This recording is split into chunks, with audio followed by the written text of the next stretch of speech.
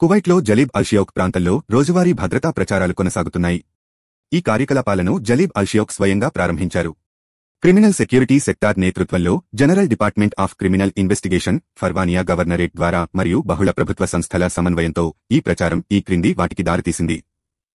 191 జప్తులు, 301 మంది అరెస్టు, 249 మంది ఉల్లంఘనకారులను బహిష్కరించారు, 52 మంది వాంటెడ్ వ్యక్తులు పట్టుబడ్డారు, 191 సాధారణ ఉల్లంఘనలు నమోదు చేయబడ్డాయి, 78 పర్యావరణ ఉల్లంఘనలు గుర్తించబడ్డాయి, 495 మున్సిపల్ ఉల్లంఘనలు జారీ చేయబడ్డాయి, అగ్నిమాపక దళం ఉంచిన 238 క్లోజర్ స్టిక్కర్లు, 121 అక్రమ విద్యుత్ కనెక్షన్లు నిలిపివేయబడ్డాయి, 130 ఇళ్ల నుండి విద్యుత్తును నిలిపివేశారు.